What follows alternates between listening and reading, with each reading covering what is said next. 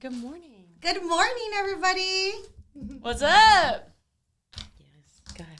So I am Joanna Rodriguez. I know y'all remember me from last time. I am a real estate agent, and I am also in property management. And welcome our guest, Jamie. Hi, and I'm Jamie Henk, friend of Joanna. We met at a CrossFit gym that I coach out of, and I also run my business, Fit Futures Texas, out of that location. So I'm super excited to be here, and thank you guys for having me. And again, I love podcasts, so I'm excited. So, And I'm Sabrina. I'm a realtor here in the Kemah area, Clear Lake area, and that's all I do. Is work. It's a little bit. I know, I like the hat.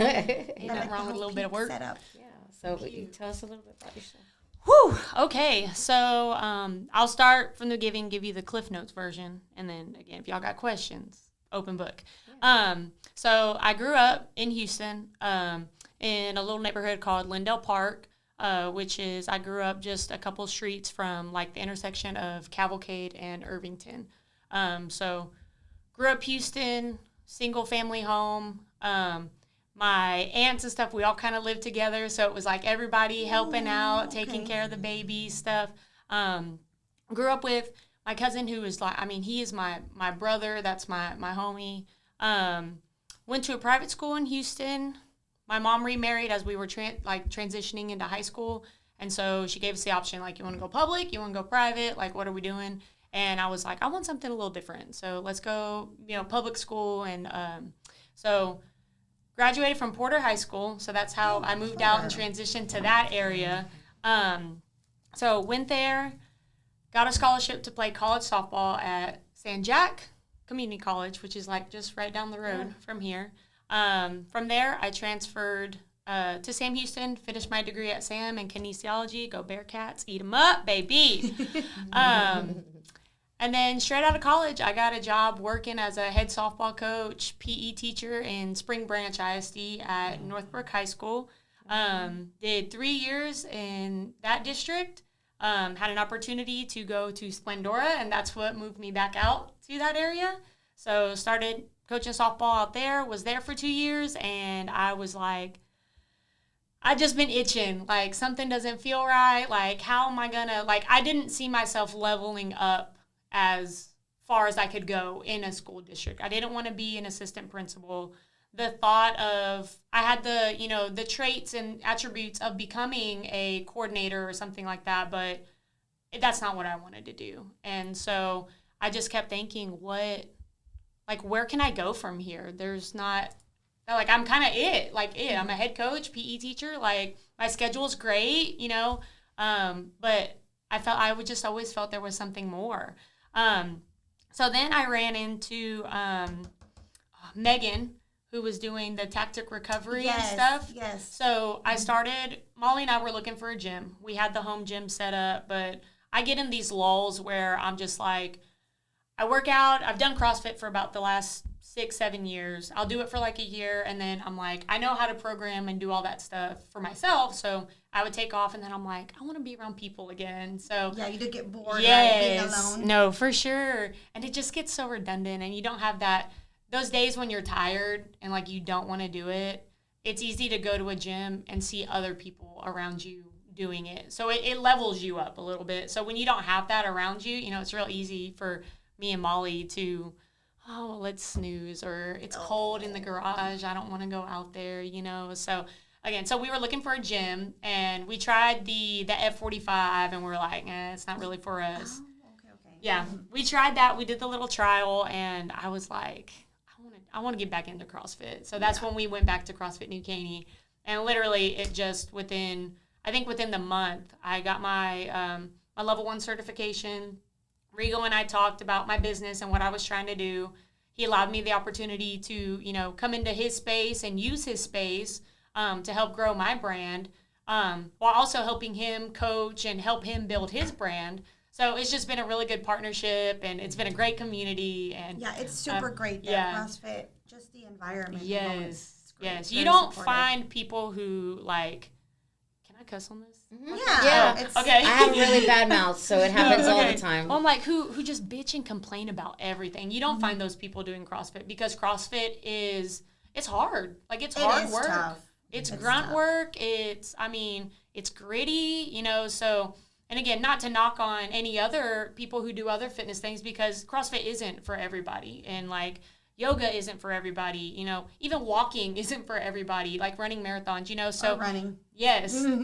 So when you find your niche, like that's your thing, and that's okay. But like, so for me, my thing is CrossFit. Like, I just really enjoy those types of workouts. It resembles the workouts I did as a college athlete. So yeah, so it just all came together. But now So here I how do am. you stay motivated, finding yourself doing it every day? Oh man. So it started with me. I actually wanted to be a personal trainer in the beginning. I actually was not going to finish my 4-year degree. Even though I wanted to be a teacher, be a coach, I always thought, well, I can do like travel ball. There's other ways for me to be a teacher and coach, right? So I was at San Jack, and I was like, you know what? I'm just going to get my like a certification for personal training, and then just find somewhere where I can get in and just build my way up through there. Like, I have no issues starting from the ground up and figuring out life. I feel like that's been my life, is either helping my family figure it out, or my mom's too busy because she's got to go to work and she doesn't have the time to really put into me at that point. So she's like, you got to figure it out, like find a way to win type of thing. Yeah. So that mentality of, all right, let's just go to work and just keep moving. Essentially, movement is essentially what you're looking for, right? Mm-hmm. So the personal training piece has always kind of been there. But when I was an athlete, that motivation really was like, I saw my cousins as athletes before me who played collegiate ball, or even like my parents, or like my mom was a really great volleyball player, swimmer. Mm-hmm. And to see that, not that my mom's like super out of shape, but I'm like, you don't look like an athlete anymore, you know? And so I never wanted to not look like an athlete, because that's kind of how I identify myself. Like, I'm still an athlete. Like, I get out, I play golf. Like, if we want to go play basketball at the park, like, let's go, you know? You're very straightforward. Yes. Yeah. And so so that's how it first started. It was like, I don't want to like not look like I do right now as a college athlete. So what do I have to do that? So in the beginning, it started off with just going to the gym and almost replicating what I was doing as an athlete, but by myself now. In the gym. In the gym, yes. So I know Sabrina had a question for you, because we're real estate agents and we're always on the run. So like, what would be? Do you want to ask her? Yeah, like what are some steps for success for the on the go person? Like, you're saying you're in the gym, you're doing the things, you know, that's where your focus is. But maybe there's realtors out there that don't have that opportunity to get to the gym and eat right. And so what would you say some steps of getting your day started in a healthy way to make sure that you're successful throughout the day? Like, so the one thing about like the eating right and the physical piece is there has to be that discipline of finding a little bit of time, right? Okay. Like, when something's important to you, of course you're going to find time to do it, right? Like, you find time to make sure your kids are getting to where they need to be. You find time to make sure you're closing a deal, things like that. So when fitness becomes that piece that's important to us, and we're like, okay, I really want to make sure this works, the first step is really being honest about your time and looking at your picture as a whole and saying, you know what? I'm scrolling on my phone for 30 minutes here when I get home today.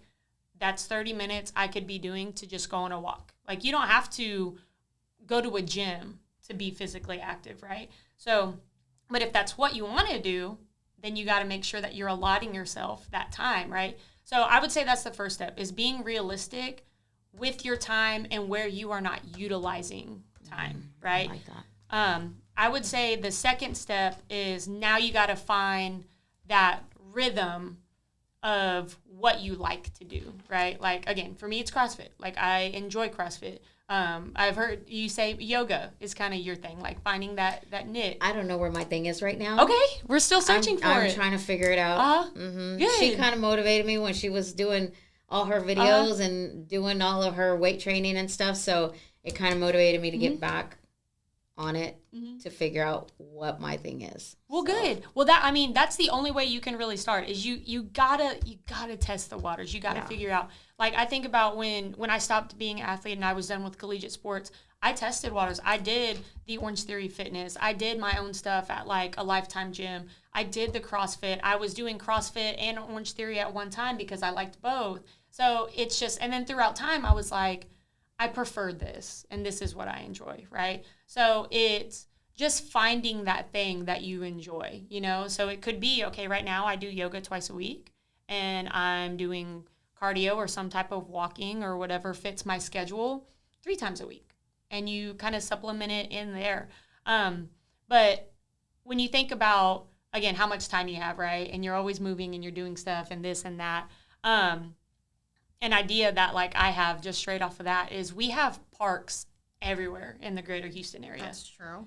In heels and So- dressed up. there you hear go. me out. So hear me out. Okay. What do we do there? So finding that time of like when you're done, like if I'm done, I've just showed my last house for the day, or I just closed my last deal at the office, or whatever it may be, right? Don't even go home. Pack a bag, bring it with you in the car, and on your way home, find that little route where there might be a park or something, and just go straight there. Don't even, and I think that's where some of the discipline comes in the beginning, is I'm not even going to give myself that 30 minutes of sitting down at the house and or letting my body. snacking. Yes, it's just going and doing. And then after a while, it becomes autopilot. And then there might be a day you go home and you're like, man, you start itching about it. You're like, I got to get back. Because It becomes a routine. It becomes a want. Like, I want that. I need that. The body is meant to lift, carry, push, pull. Our body is designed to do that, right? No matter how tall you are, how short, our bodies are designed to do that, right? So our bodies, and it's a scientific law. A body in motion will remain in motion, right? Okay, a body at rest will remain at rest. So it's one of those, when you start moving and it becomes a part of your, daily activity, whether it's 20 minutes, whether you have 2 hours to spare, right? And you're doing something, your body starts to crave those endorphins that your body's producing. Question. Have Yes. you ever had a downfall with the whole working out? Oh, yeah, girl, yes. Just don't want to get out of bed. Absolutely. So I actually did a lesson on this with when I was doing my PE teaching. It's almost like a staircase. I forget what the theory is called. But again, you can look this up and Google it. But it's essentially showing that when you start something, you get real excited about it, right? So you're gung-ho, you're buying the equipment, you're doing all the things, and then you get in it, and maybe about like 3 months, 4 months into it, it becomes kind of redundant, and you're like, that spark's kind of gone, right? And so we talk about like, where does that motivation come from to keep going? So to me, when you hit that lull, that's where you're like, okay, now I got to change it up a little bit. I got to trick my brain into that, ooh, this is exciting piece again. So I kind of stay connected. But then there becomes a point too, when you get to where you're at and you've been doing it. And this is where, for me, like, I'll use myself as an example. When I've done the CrossFit stuff and I've been doing it for a year and a half, there's a piece of me that's like, let me just step back a little bit. And it puts me into my own space. And for some people, that can be considered the downfall. For some people, that can be that re-energizing spark. But sometimes for me, like, I'll never forget, I was going strong. Like, when I started at Northbrook High School, like straight out of college, I had already set habits in college that I didn't even know were carrying with me into my professional life, right? And after those 2 years of going hard, and I'll say this too, those kids at Northbrook, like, they saved me. Like, I had a lot of stuff going on just mentally and just like, just battling those inner demons that, everybody has. And you hit a certain point in your life when you're looking yourself in the mirror and you're like, who am I? What am I doing? Yeah. Is this what I'm supposed to be doing? And the kids at Northbrook were such a light in my world that I was like, I will do anything to make sure that these kids are getting the best version of me at all times. Was it an elementary school? No, they were high school kids. So these were like, and they grew up in similar situations to like how I grew up. So when I looked at them, I saw my little sisters. Like, there was a piece of me that was like, I will literally run through a brick wall to make sure that, again, you are getting the best version of me. Therefore, I can help establish habits in you so that when you grow up, like, you have a better outlook or perspective on life than what you know right now, because your right now is not your forever, right? And But when I was kind of transferring out, there was a lot of things that were happening in the district that I was struggling with as a first-time head coach.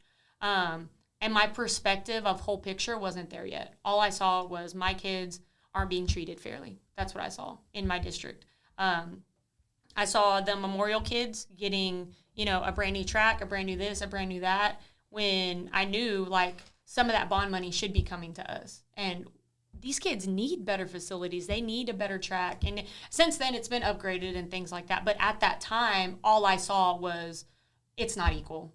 And I didn't know how to verbalize that yet as, like, a young coach. Like, I was literally 23 years old running a program. Oh, wow. Yeah.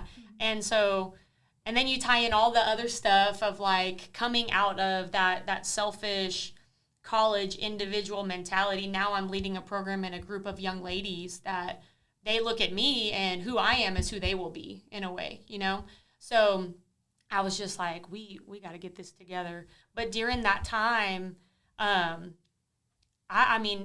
struggled. I struggled so much that there was I wouldn't say an altercation, but it was just a back and forth between me and the executive, athletic director of that district. And I'm, like, losing my mind. And we're, like, about to go to a game. That game we were going to end up having to forfeit the varsity game. And, it was just, like, domino effect. It was one thing after the other. I felt like we couldn't catch a break. And, like, emotionally, I was so frustrated. Like, I felt like nobody was helping. And so after that conversation, I was going to my office, and on the way to the office, like, I punched a wall and I broke my hand. And when I broke my hand, I literally felt like my spirit break. And that was the first time I had ever, like, really felt that, like, in my heart. And it led into, like, how I started carrying myself in the gym. So, yeah, I've definitely come into a downfall, and it happens. But the most important thing is getting out of it and finding a way to move past it and move forward. And for me, it was, all right, you know what? I got to remove myself from this whole environment right now because it's just not good for me and where I'm at, So that's when the transition to Splendora happened, and I found a new community, new people. I mean, essentially I was going back home in a way because my mom still lives in Porter and stuff. So I had family close, things like that. Support system. Yeah. But for me, it was just, all right, I had two people. I had the person that I was and the person that I want to be. And if this person is not matching up and moving to this person, then I have to make a change, right? Okay. And at that point, I was like, who I am and who I'm acting like right now is not who the Jamie I want to be, right? So it leads to, okay, now I self-evaluate. What do I need to change? What's holding me back? Where can I be better? What are the things I am doing good? Because I know I'm doing good things, right? So I think when you get into that downward trajectory, you got to be able to stop yourself before you just crash and burn, right? And that looks so different for everybody. But self-awareness is a huge thing, I think, with fitness and real estate. And again, you guys are on the go, doing the thing. To me, it's very similar to teaching except we're just in our little bubble, in our little building. But it's go, go, go. Like, you got kids coming in and out. You're working with hundreds of kids, but in different classes. And you got to make sure that, okay, this kid has this 504, but, okay, now that kid's out of this class and you were working with that kid, but now you got to switch gears and work with this kid who he has no 504, but he's just struggling in the classroom. What can I do so it's just pivoting all the time. And when you're not on your game, you can start to struggle, which I'm sure y'all know. I know this is different, but this is my downfall. Like, I am definitely going through it right now. Mm-hmm. I stopped going to CrossFit. I know. I was going to send an email, but yeah, I was like, I'll just wait to see you on the podcast. What are you doing, Joanna? I stopped going to CrossFit. What the hell? It's just a time of the year, and I feel like I'm always busy. She got removed from the group chat, y'all. That's how much she's not doing CrossFit. I knew when I knew it. Somebody else told me, did we remove you? I'm like, yeah. Mm-hmm. It wasn't just me. It was George, too. Yep. I saw George's name removed from the group chat as well. The reason for that, it's we're so busy with, like, I have 3 kids. Mm-hmm. My son's in football. My girls are in cheerleading. Mm-hmm. We we were going at 5 in the morning, right? Or 5 p.m. But it's like, I feel like we have no time. But it's like you said, we should be able to find time. Like I'm sure I have some free time there, but I'm not utilizing it the way I'm supposed to. So here's what I'm gonna chime in. Go ahead. Because, okay. So when I started losing my weight, I had to go to the gym at 4:30 in the morning. So I could be done by 5 or 5:15 at the latest. Yep. To be back home by 5:30, to take a shower, and then get the babies up so I could get them off to school. I had 3 as well, and it was not easy by any means, and I had to be in bed. Like, I had to have them in bed by 8 so I could be in bed by 8:30 so I could make my 4:30 a.m., right? And what I would do is I would leave my clothes the night before, like right by my bed, and that way when the alarm got up, I had to throw myself out of bed, get dressed immediately, and walk out the door before my mind could stop me. Like, I literally had to be like, about it. And run out the door, and run out the door. And once I got there, I was like, okay. And when I got done, I'd be like, okay, let's go. That's commitment. And that's how I had to do it, because 5 o'clock was already too late with 3 babies. Yeah. It just was not.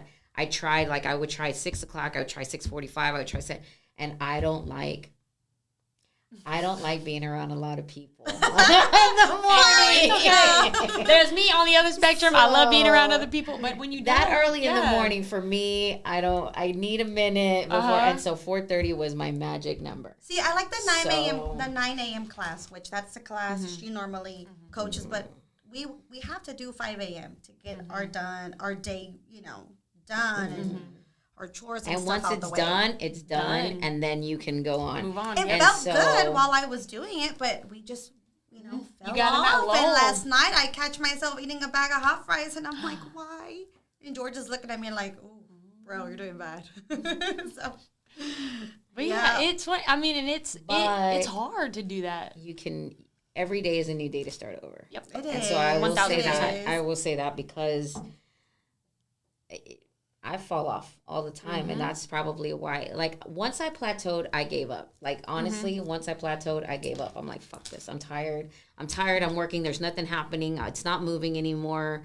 I'm eating all the right things. They taste awful, but I'm still not moving. I'm drinking all my waters. I'm doing all the work, and I'm still not moving. Okay, so so then that was for me.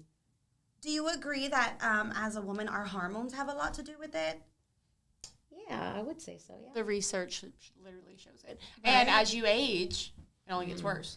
Yeah. And that's wonderful. That's great. Well, and so that's where, so I look at Tom Brady, for example. I know he's a man and we're talking about, like, female hormones, but he had a good interview one time, and he talked about how he was able to play at the level that he did for so long of his life, right? Like, we all know that the quarterback position is one of the least contact positions in the game of football, right? So, of course, he's not getting hit. His body's not taking on what linemen, receivers, people that are in those positions are taking. However, he said that over the years, he had to look at himself and think, okay, what's not working like it used to? I can't show up like right on time for weights and just rep out all my weights and hardly have a warm up like I could like when I was fresh out of college or in college. Sometimes I got to show up about 2 hours before the rest of the team shows up, and I got to go through a whole movement prep, a whole this, a whole that, and get his body really warmed up to actually perform. So as we age, self-reflection is huge, because if you and this is where the brain is really like we could sit here and do a whole nother podcast on the brain and how it operates, because I literally love the human brain. I'm the human interested body. in that. Yeah, I'll be back another time for that one. However, your brain has a way of remembering what it used to be able to do, right? Like, you can see yourself, like, looking back when you were a kid. And, I mean, I'm sure you two could, like, come up with memories right now of when you were running, gunning, Man, I used to doing ride that all the bike things. down navigation. Yes. I was swimming the other day, and I was like, holy shit, I used to really enjoy this. Mm-hmm. Yeah. Yep. So your brain remembers those. And when you have those memories, you can almost trick yourself into feeling like you can still do that. Yeah. Like, your brain has the power to do that, which is so cool. But as we age, if we're not doing those physical things that we used to be doing, but we can remember that we used to be able to. That's why you see sometimes I see it all the time with these coaches who were college football players or anything like that, college athletes, and they go out and play a faculty, high school game against these kids, and they're out there trying to cross over dribble like they used to when they was in college, and they done tore their knee up. Because they're not doing that on a normal basis anymore. But your brain remembers you being able to do those things. And so you're just like, I can still do that. It's me dancing. And your body's like, girl, sit down. Like, hold on. Said, you won't stay down if you go down. Bro, and so that's where, again, so as we get over back to the hormone thing, you just really have to be able to recognize where I'm at, how my body, your body as you age can react completely different to how you eat an apple when you were a kid to how you're eating it now. It can completely react different to a bag of hot fries to a bag of hot fries now. Oh, then I'm going to need you to go knock on our door with your whistle for me and George to come outside. Be like, y'all need to come outside, put that bag of hot fries down, and let's get that ass moving. It was me, not him. It was me. But he didn't take the bag away. It's true. And I think where it comes, and I'm actually, this is really cool, not to promote myself a little bit here. I'm about to start a newsletter in November that is called the Unconventional Fitness Chronicle. And it's literally going to be just mental, physical, and health, well-being, right?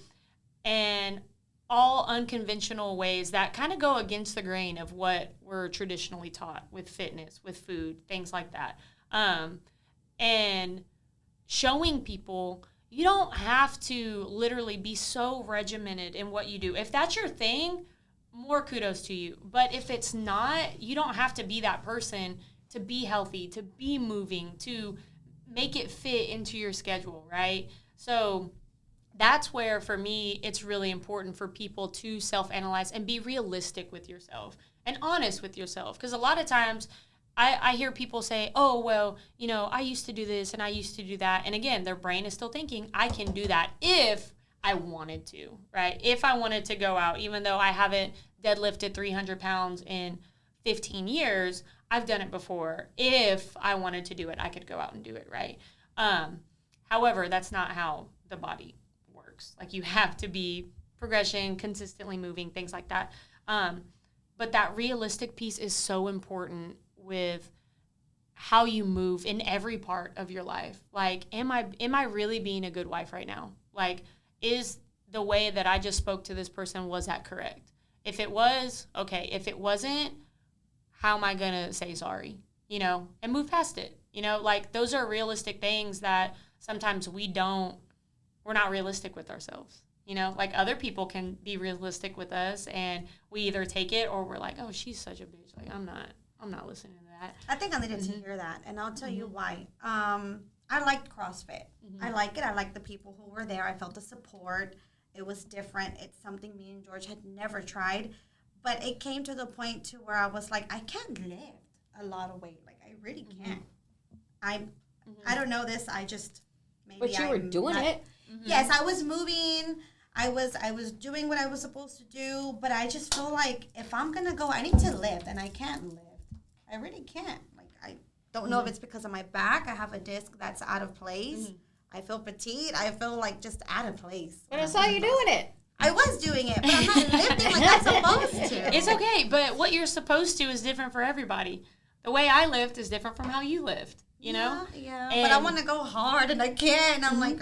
And that's where the brain Girl, I got little 5-pound dumbbells. I'm trying to work to 25. What are you talking about? Your brain is so powerful that you can sit here and say, I want to do that. I should be doing that it becomes overwhelming that you end up not doing it. Right.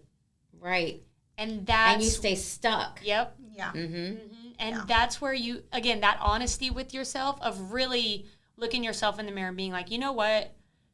I am not able to right now to deadlift 200 pounds. I'm not able to do that right now. However, I am showing up to the gym. I know how to deadlift.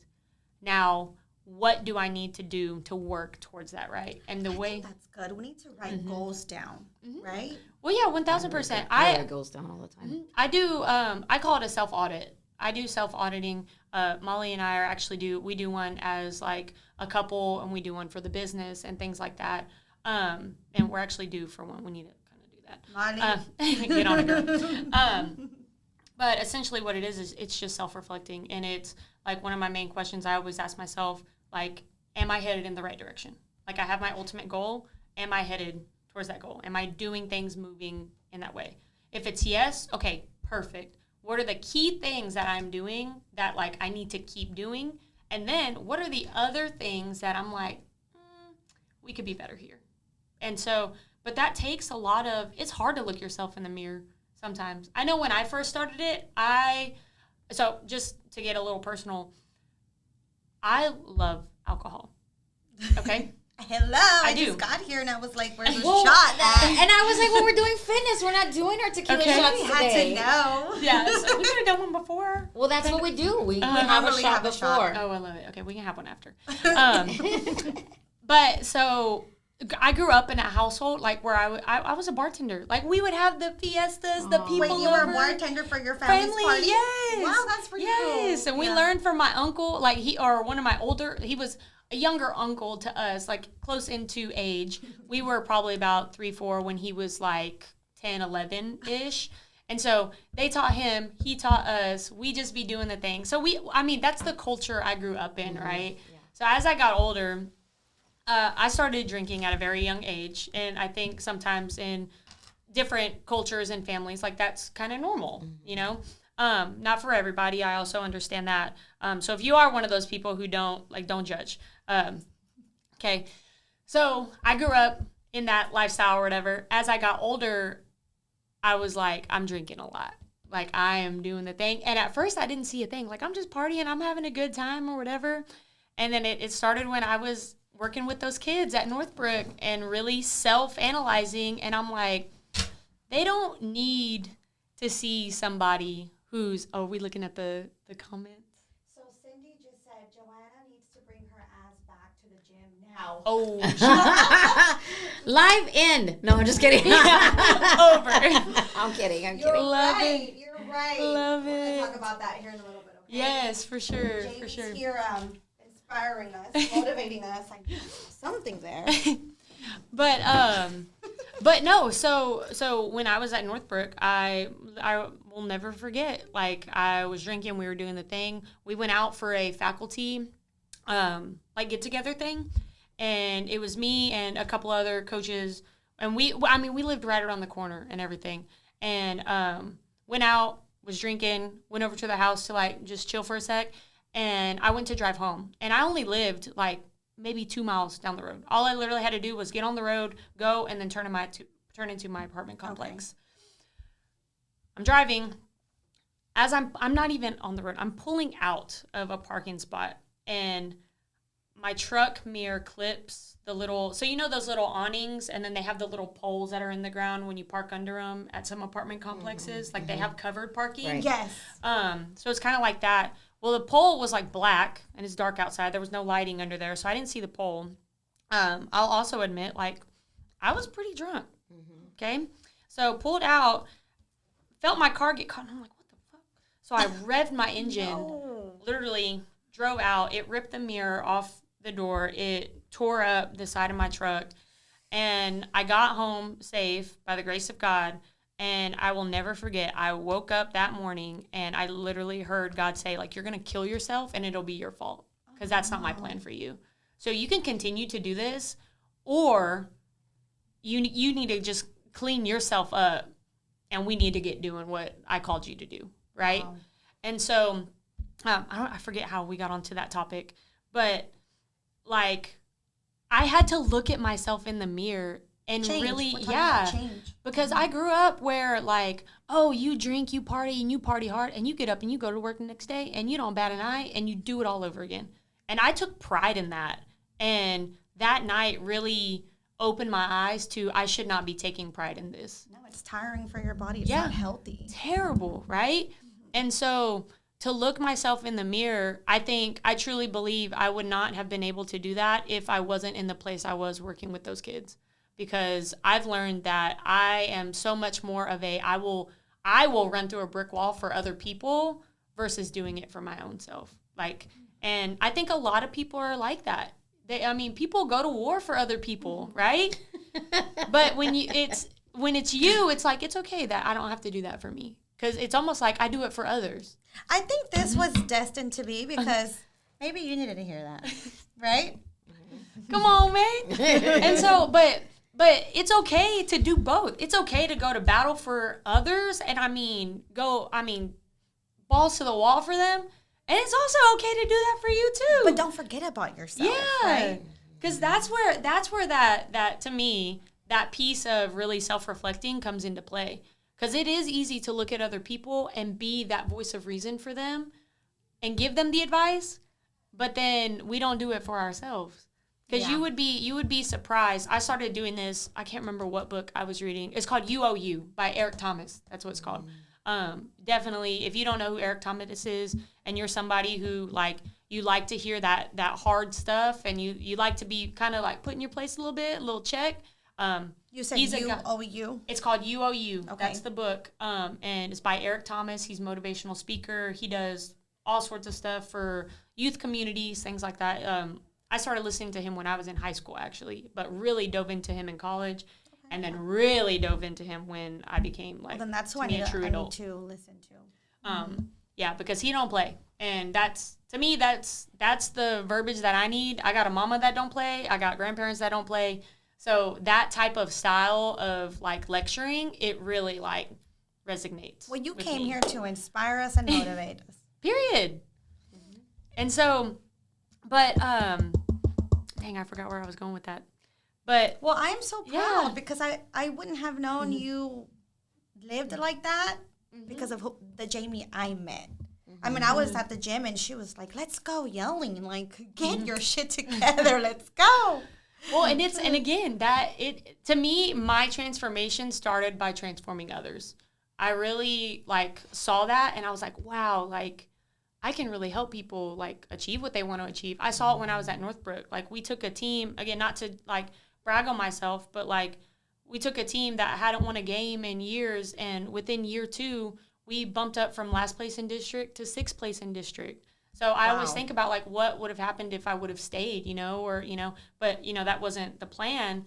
And I got coach of the year my second year of head coaching, Girl, you better brag about yourself. So when I look back, I'm like, damn, I can do great things. I can do good things. And so we all can, yes, right? Everybody has power and faith inside them, but it's up to you as the individual to tap into it. To get up and find it. Yep. For sure. Seek and you will find. Knock and the door will open. Absolutely. That is. So you inspire people and you motivate people in the fitness world, and we open doors through all the challenges and obstacles that come with it. Yeah. We get them to the closing table. Sure. Yes. For All sure. that stuff's hard too. I'm glad I got Molly because I'm like, I don't know what the hell this Molly's mean or that awesome. mean.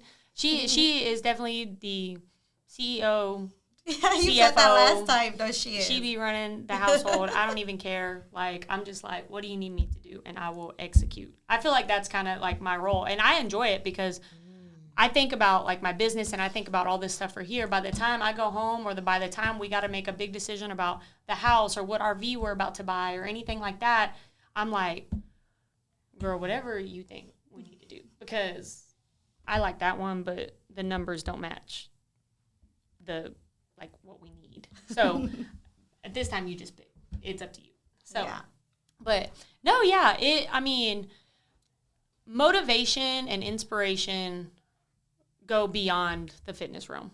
And you don't have to be a motivational speaker or a business owner or a realtor or anything like that to be that. So if you're not in that realm, look at yourself and where you're at and who are the people that you touch, because to me, that's where it starts. I'm not going to touch the same people like you can touch them, right? She's not going to be able to touch the same people like how you could touch them. So everybody has a certain gift, a certain connection that kind of puts us all together that can either be negative or it can be positive. You choose. You actually wake up and you choose. Yes, and that's your choice. Bloom where you're planted. Yes, and take pride in it, y'all. For example, my last 2 years at Splendora, I struggled because I struggled with where I was. I felt like I could do more, and I wasn't tasked with any more, right? So that piece of me really, really struggled being in that environment. But, like, whether you believe in God or not, there is science, there is research, there are things that are also in line with biblical scripture that talk about it is okay to be where you're at and be in discomfort, but also enjoy where you're at. Oh, that's deep. Yeah. Yes, and a lot of people will get stuck in one place, and in reality, you could be transitioning or not. Like, you could be, in that space. I could have been at Splendora for those last 2 years and walked around freaking miserable. My assistant doesn't do this. They're talking about that. This person doesn't do that. I'm sick of these kids over here. Like, I could have showed up every day and just there are people that show up every day to wherever they are in that manner. Yes. Every day. Yeah, Yes. like cookie crumble. Yes, and if you are one of those people, find where you're supposed to be, because it makes a difference. Yes. It makes a difference. Yes, and it's okay to take that leap of faith and jump out, because if there was one thing that I learned from transitioning from Splendora to running my own business and doing my own thing was when I took that leap of faith, it seemed like every stress I had was gone. Did I take a pay cut? Awesome. Yes. Will I have a pay cut forever?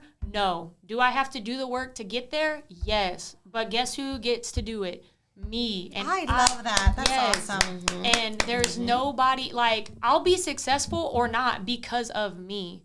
Not because a district didn't promote me, not because I was doing, like, running a great program or anything like that. Like, it will be truly because of me. And I think a lot of people would function better in spaces like that with mentors. Like, don't get me wrong, you need help. Like, you need people to guide you, to push you. To start off, yeah. Yes, but you don't have to have somebody umbrellaed over you telling you, okay, you're doing this right, like, good job. Like, you don't need that. No, you just go out there, take pride in what you do, and start somewhere. Yes, and if you are that person who is in a place where you're not finding joy, you got to find joy. You gotta find it, so that time you can go through miserable times and still be happy. Yep. There is no rule book that says when you're miserable you have to be miserable. Like, that's not a thing. Right. So when you're struggling. Yes, when you're struggling, you can still be happy. And a lot of people forget that, because it's easier to be miserable than it is to find joy. But it takes the same energy, right? Yes. Exact same energy. To me, I think it takes the same energy, but it feels like it doesn't. Sometimes you can be in such a place that, like, it's just defeating. Easier. Yeah, it's easier. Just curl up on your couch, turn on Netflix. Or be mad and just angry at the world and give that vibe to everybody else. And, that's not, I don't like to be in a room like that. I will literally walk out. But I'll say this, back to the brain piece, a positive and a negative emotion cannot exist in the same space chemically in the brain. But you know what, Jamie, going back to that, because I have friends who want to start their business or, they even want to go into real estate, but they're like, I don't know where to start. I don't know how to start. Just take the leap of faith, right? That was me when I first became a real estate agent. I'm like, well, what if I don't get my first client? And I did. Within my second month of being into real estate, I did. I didn't know where to start, but I had others I can fall on. Oh, yeah. Sabrina, I had my mentor where I was at before, where I am now. Start somewhere. Yeah. And don't give up. And that's the key. Like, I know nothing about business. I mean, I know more now than I did when I first started. All I saw was my vision. And I thank God every day, because that's a gift that He's given me. He's given me a gift of being able to see my future and what that looks like. And I believe that everybody has some sort of vision or feeling of what more their life can have, right? And once you have it, if you can see it, like, it can be a thing. Oh, but you know what also makes a big difference? I feel like you need to hang around with people who align with you. Oh, no, that's definitely a part of the recipe. Like, you have to be surrounded by people who, they may not be able to see what you see or feel what you feel, but you want to be around people who, when you speak your vision, when you speak, what I want to do, your ambitions, that your friends and family are like, hell yeah. I don't know how I can help Let me you. tell you something. But let's move. It feeds you more. It gives you more of the power. It gives you more of the I really want to go kill it now. Because I've been in front of people where I tell them my dream, where they're like, I'm like, yeah, you're not gonna hear about that anymore. Yeah, and that's why like I'll be honest, like I'm working on something right now that I got like real tight, and like I'm not gonna let that. Like I was thinking, like, do I want to talk about it on the podcast? Like, do I want to? And I was like, no, like let's save it. Like let's save it. And not that I don't trust you guys or like trust the followers or anything like that, but it's one of those, like, to me, it's so sacred right now that like, it's almost like I want to enjoy it just being me, because if it works out the way I believe it will, it won't just be me in my little dream, right? So I'm just trying to embrace this time and embrace my part of the journey, because my journey will be shared with others. Well, I can't wait, because you guys have done an amazing job at the gym, especially now that you're in there. I just feel like an upbeat, and I would love for you to go one day and try it out when I get back in there. Come on, girl. It'd be a community class. Saturdays sometimes. Saturdays are freaking awesome. Yeah, partner workout is a good time. It's a good vibe. Yeah, you can work out with me, because me and George we don't get along in the workouts. I love it. But yeah, I mean, again, like I was saying earlier, like what I do is no different from what you guys do in the like mental, spiritual, like serving others realm, right? And I think that's where like this has been really fun for me to come and talk to you guys about, like, you know, my life and what I've done and things like that, because everything that I believe and that I do can absolutely be taken and done in your realm and in different realms. Mm-hmm. Yeah. And that's how I've learned a lot of the things that I've learned is I've looked at, before I even wanted a business, I looked at CEOs and how CEOs ran businesses, because businesses are a team. How do you run a business is how I can run a team. So a lot of the things that I learned were from businesses first, and how, you know, hierarchy and things happen, and, you know, all these little intricate pieces that go into.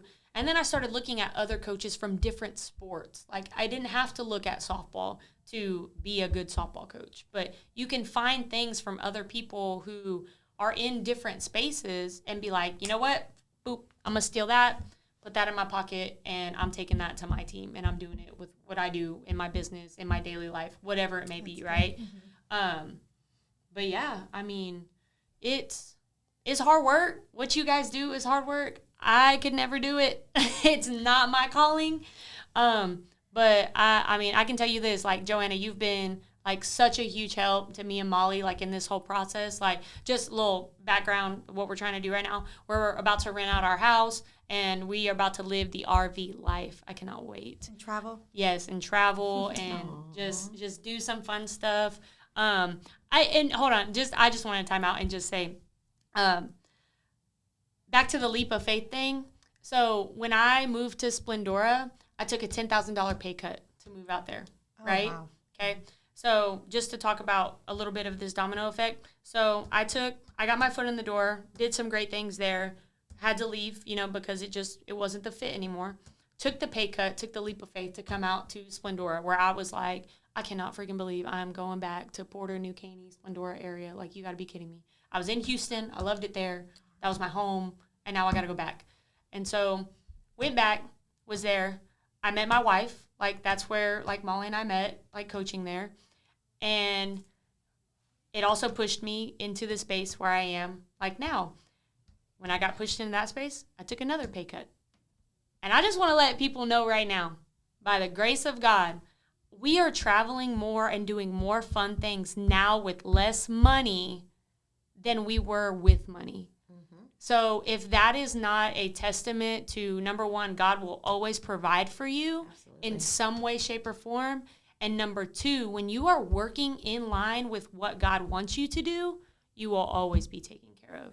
I literally, like, we just came back from a trip, a 5-day trip in Cozumel, and I'm literally sitting on the beach chilling, and I'm like reading my little book, having a great time, a little champagne in my glass, and I'm looking around and I'm like, I have traveled to more cool places in the last year, and in the last year it has been when I've taken the most pay cut than I have in the last 5 years of my life working, right? And so for me, I was just like, I must be on the right path. Like, I must be doing what, like, God really wants me to do. Yeah, and, and that's another thing. We're headed into the month of November. Halloween's about to be over. October's about to be over. But we are about to head into the season of thankfulness and giving. And let me tell y'all, that should not just wait until November, December. You don't have to wait for November or Christmas to be giving and have a giving heart and a thankful heart and things like that. And that's, like, and back to... Wait, pause. Go ahead.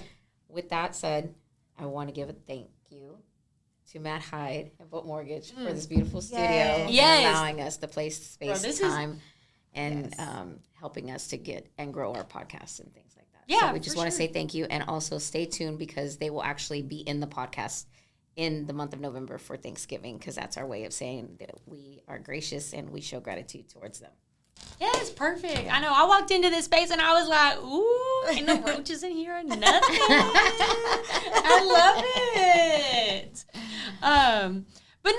But you being grateful can automatically set you in a space, like a different mind space than when you're this is something I always tell my teammates or my teams, and it's something that I started implementing in my own life, was when you have a mistake or you mess up and you start to feel crappy about yourself and you like, woe is me and like I suck and this and that, you need to tell yourself stop, literally physically in your brain, stop. And then you need to look at some things around you and find what you are grateful for. So I would tell my teams, we'd be struggling. I'm like, find something to be grateful for right now. Like, find it. You better find it. And it might be something different every single time that kind of like re-motivates you. But, like, every day, like, in moments of, like, trial, tribulation, adversity, I really sit back and I'm like, you know what? I've been blessed with a new truck. I've been blessed with this roof over my head. Like, yes, it's not raining as quickly as we want, but, damn, I still got a house to live in. Like, a nice house. Like, this is And family. Yes, and family's down the road. Work is literally 7 minutes down the road. I got a Jeep, like that was like my dream car. It's paid off. Like I bought it for like I had the money to buy it for cash. Like, so I just start spiraling and all these things that I'm grateful for. And by the time you know it, like a minute has passed and you are in a completely different mind space. Being self-aware and mentally aware of what you're thinking, how you're feeling, and then pivoting is probably to me, the biggest thing, no matter what field you're in, no matter what you do, who you are, where you're from, if you can learn to control your thoughts and what you're thinking, a game changer. Your life will change. Your life will change. 1,000%. Yep. 1,000%. Well, thank you so much for coming all the way out here. Yes, I enjoyed it. Honestly, you really inspired me. I needed to hear that. Good. You need to get back to the gym. Get my ass back in the gym because, Cindy. You too, George. I saw your name removed from the group chat too. That was a big deal. That was a big deal. For real. I was like, ooh. Even Jenny was like, ooh, people getting kicked out of the group chat. And then I saw George and Joanna, and I was like, ay, Dios mío. Jeez. Well, thank you so much again. This was fun. Yes. You really came in here and picked us up and inspired us, and I hope that she also inspired you guys watching. Stay tuned for next month's podcast. Yeah, for sure. And feel free to follow me on Facebook, on Instagram, Fit Futures Texas LLC. Your girl out here, you can find me on Google Maps right now. I'm still working out Apple Maps. I don't know why that's giving me a hard time, but Google Maps, you can find me on there. But, yeah, thank you guys. New Katy, Texas. Yes. Joanne, your contact? Oh, you can find me on Facebook, Joanna Rodriguez. And then I am thebusylittlebee.com. Ooh, busylittlebee.com. I know, look at her little cup. It's so cute. I love it. That's so cute. All right, thank you guys. Peace.